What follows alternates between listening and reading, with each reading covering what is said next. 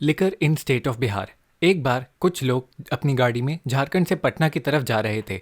तभी उनको excise officer ने रोका और बोला कि हमें आपकी गाड़ी चेक करनी है। चेक करने पर ऑफिसर को गाड़ी में से कोई भी शराब की बोतल नहीं मिली, लेकिन जब ब्रेथ एनालाइजर से देखा तब एक्साइज ऑफिसर को पता चला कि इन्होंने शराब पी रखी है। एक्साइज ऑफिसर उन्हें पकड़ कर ले गया।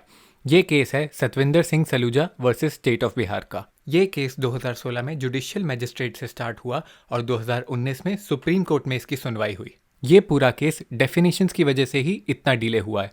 अक्सर आम जनता ये सोचती रह जाती है कि केस में इतना वक्त क्यों लगता है। आज इस छोटे से केस से आपको पता चलेगा कि क्यों केसेस में इतना समय लग जाता है। तो चलिए देखते हैं कि इस केस में हुआ क्या था।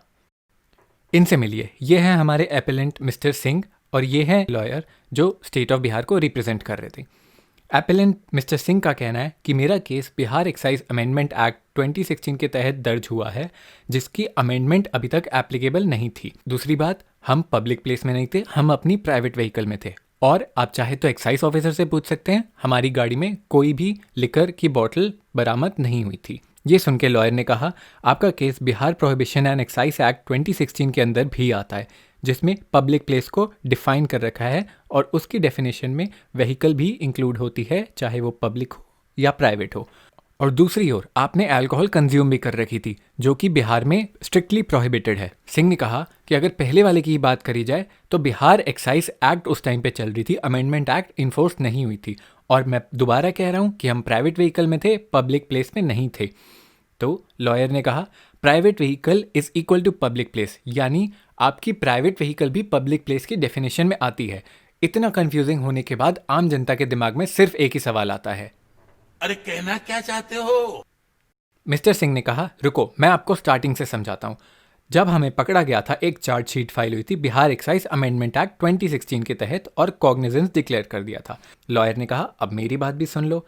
सेक्शन 217A में पब्लिक प्लेस को डिफाइन करा गया है। उसकी डेफिनेशन में ये साफ लिखा गया है, a place which is visited by general public. और दूसरा, कंजम्पशन भी बिहार में अलाउड नहीं है। लॉयर ने आगे समझाया कि बिहार एक्साइज एक्ट 1915 में ऑफेंसेज एंड पेनल्टीज भी डिफाइंड है, जिसके हिसाब से अगर आप अल्कोहल पब्लिक प्लेस में कंज्यूम करते हो, कंज्यूम करके बहसबाजी करते हो, परेशानियां क्रिएट करते हो, या फिर किसी दूसरे को परमिट करते हो पीने के लिए अपने प्रेमाइसेस में, तो भी आप पनिशेबल हो।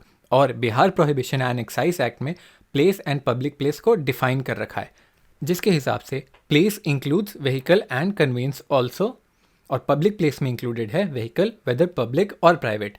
वहीं मिस्टर सिंह ने कहा, ये मैं आपको फिर से समझा रहा हूँ, मेरी व्हीकल प्राइवेट व्हीकल है, वो पब्लिक प्लेस में नहीं आती। लॉयर ने बोला, अरे भाई साहब, हम ये थोड़ी कह रहे हैं कि आपकी व्हीकल पब्लिक व्हीकल है, आपकी व्हीकल प्राइवेट व्हीकल ही है, बट वो पब्लिक प्लेस में थी। लॉ ने कहा, शांति, अब हम बताएंगे कि कौन सही है कौन गलत।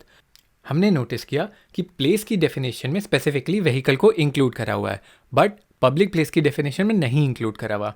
इसका मतलब ये नहीं है कि हम ये मान लें कि पब्लिक प्लेस में व्हीकल आती नहीं है। अगर प्लेस में इंक्लूड करा हुआ है तो ये माना जाएगा कि पब्लिक प्लेस की डेफिनेशन में भी व्हीकल इंक्लूड होगी।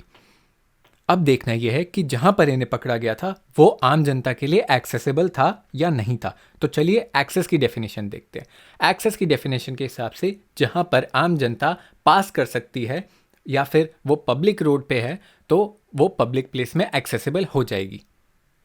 आगे चल के ये नोटिस करा गया, अगर हम उसी टाइम की इनैक्टेड एक्ट को देखें, बिहार एक्साइज एक्ट, भले ही उसमें डिफाइन नहीं करा गया हो, लेकिन जो आगे की दो नोटिफिकेशंस आई थी उसमें पब्लिक प्लेस को स्पेसिफिकली डिफाइन करा गया है और उसकी डेफिनेशन में पब्लिक कन्वेंस को इंक्लूड करा गया है। तो चलो, इस नोटिस से हमें ये पता चलता है कि पब्लिक कन्वेंस को इंक्लूड करा गया है, प्राइवेट कन्वेंस को नहीं। लेकिन हमें इसे और अच्छे से एनालाइज करना होगा।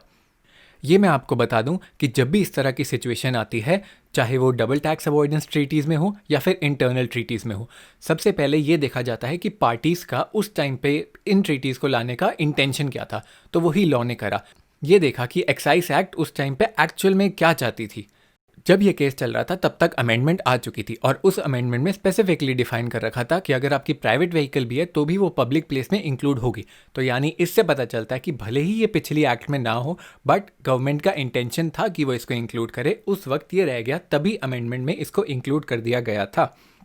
तो अब हम कुछ पुराने केसेस उठाते हैं जो इसी की तरह मिलते जुलते हो, जहां एप्लीकेंट्स कंज्यूम कर रहे थे लिकर अपनी गाड़ी में। Manikandan versus state of Kerala, वो केस इसी से कुछ मिलता जुलता सा था और उस केस के जजमेंट के बाद प्राइवेट व्हीकल्स को भी इंक्लूड करने लग गए थे।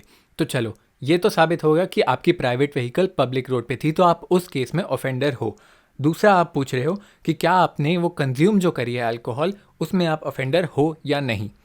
अब इसमें मिस्टर सिंह ने बोला कि बिहार एक्साइज में कोई ऑफेंस मेंशन नहीं है, बट लॉयर ने कहा Bihar prohibition and excise act में ऑफेंस मेंशन्ड है।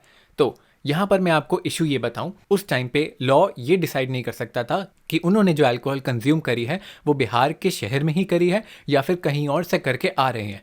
तो कोर्ट ने अपना जजमेंट सिर्फ इस बात पे सुनाया कि आपकी प्राइवेट व्हीकल भी पब्लिक प्लेस में थी तो आप ऑफेंडर हो, बट उन्होंने ये कहा कि एपिलेंट मिस्टर सिंह आगे अपील कर सकते हैं ये पता लगाने के लिए कि फॉर कंजम्पशन वो लायबल हैं, वो पनिशेबल हैं या नहीं।